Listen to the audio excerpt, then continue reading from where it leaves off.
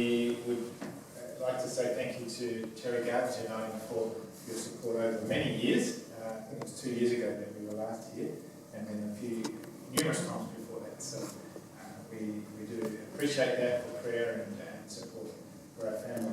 Just go through a few slides just to set the scene. In Cambodia is where we've been living the last 6 years, and we returned back in July from there.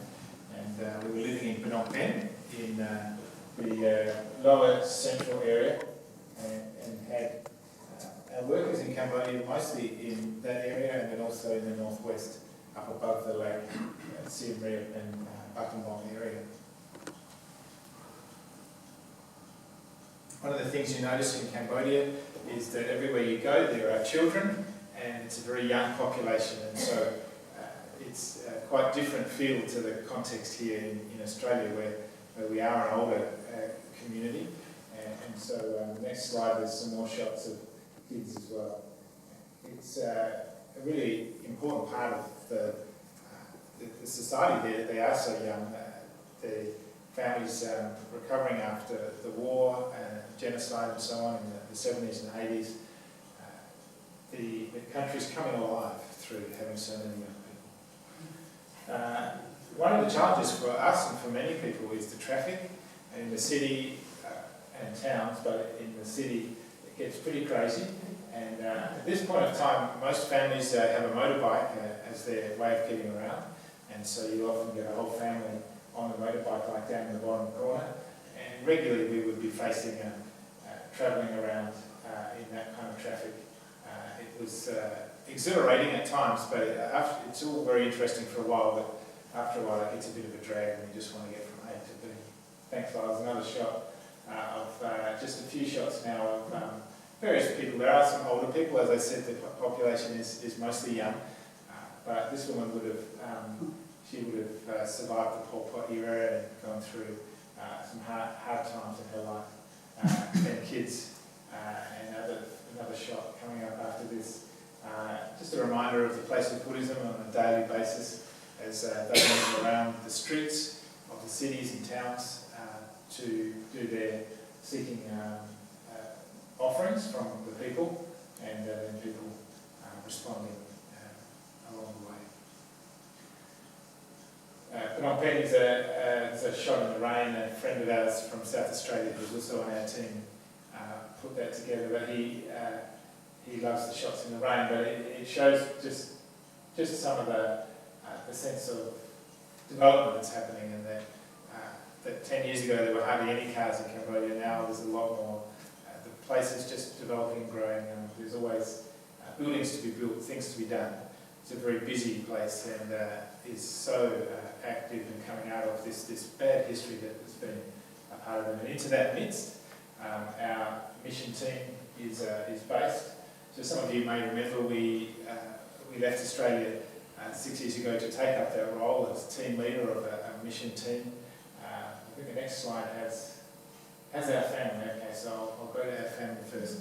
So Tennyson and Elliot, who Tennyson's in the red and he's 20, and Elliot's the other guy between us, he's 18. And we, as a family, have returned for a time. For Tennyson and Elliot, they will be establishing themselves as young men in Australia now, going to university next year, and starting all the things that need to be put in place to live here. So they're doing their driver's licenses, learners permits, and so on. They're looking for work. They're getting themselves set up here, doing a few courses to be ready to engage in Australian society. We're back for some study leave, and we'll talk a little bit about that in a moment. The next slide is the team that we were heading up. So we were a part of a team of 50 adults and 35 children in Cambodia from different countries around the world, who sent the organisation Interserve had sent people from those different places to Cambodia. And when they're in Cambodia, we were a team of people. And so Interserve is an organisation that operates out of understanding of working alongside and working with organisations and churches and so on that's already happening in Cambodia, trying to strengthen and encourage the ministry of God in that place.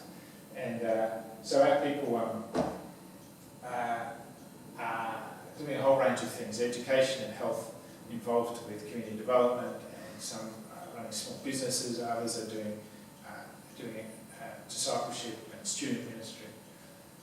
We've just been prayed for there as we finished our time as team leaders. When we first went there, the team was much smaller than it is now, and it was a bit all over the place. They didn't know each other very well, and there was no sense of team and sense of supporting each other. As we leave, they are really committed to each other, to try and help support each other in enabling each other to do mission and ministry as well as they can. So they're praying for us there as we finish, and a new team leader has started up in that role. This is another shot of some of the people. Over half the team, English is their second language, and so as they come to Cambodia, we all learn Khmer, and so for some of us, we actually speak to each other in our team in Khmer because that's their second language, and it's our second or third language, their second or third language. So, but there were a few shots there, a great mixture of people coming from many places to have a common purpose of serving God in Cambodia. Just a little catch-up. One of the things that I was involved in at the last couple of years is the establishment of a language school in Phnom Penh.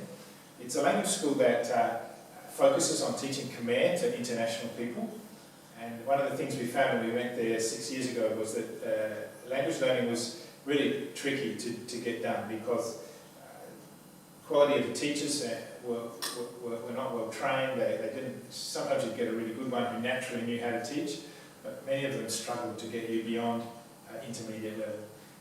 No methodology in that, and there was a real limitation in curriculum. And so the language school came together with a collaborative thing between Interserve and a number of other organisations, including Wycliffe and SIL, and we together put this program together. So it's a business, and there's a whole lot of young Cambodians teaching the language. The Interserver is the woman in the middle from England.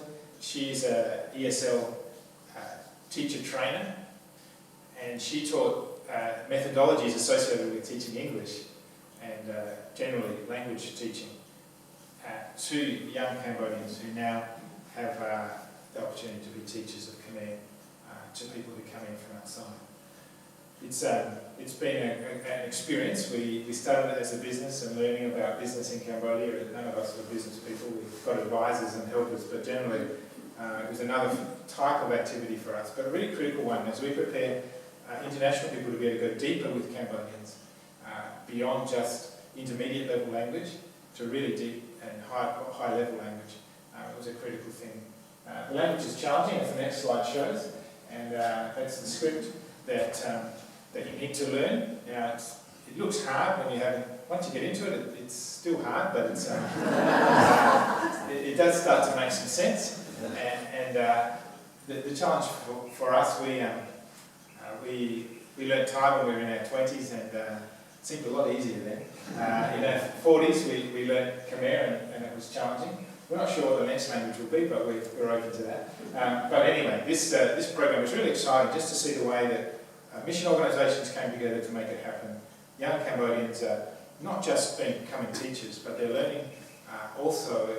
It's a discipling context as well. So some of them are Christians, some are not yet Christians, and as a community of 15 or 18 people, it's provided employment and high-level training for a group of young people. So it's been a great thing to be a part of. Just a little update on us to finish this section. We are back now for 18 months, so we have until early 2017. And one of the things that is happening for us is we're continuing on as Interserve partners. So as partners with Interserve, that's been the case for the last 6 years, and we're continuing in that and hope to continue to serve somewhere in the future. So at the moment we're in deputation and home assignment until December, and then next year we have a year of study leave and sabbatical time, which is a great gift to us from Interserve, and it's been granted to us at the same time as settling our boys into life in Australia. So many of you would have gone through the movement from a being teenagers into being young adults, and just trying to give them space to find their way, and at the same time being around to help them. So that's what's happening next year. And we also go through a period of discernment together as Rachael and I think about what's next. The boys will continue in Australia as their lives as young men. We are looking to see where God leads us next. Maybe back to Cambodia, we don't know, but we're open to where that might be. And so we continue to be team supported by Interserve through the Interserve process of having a group of people to support us for the next year and see what comes next for us. So yeah, that's a little update, and Rachael and I will be sharing with you again in a few minutes, so thank you for this time.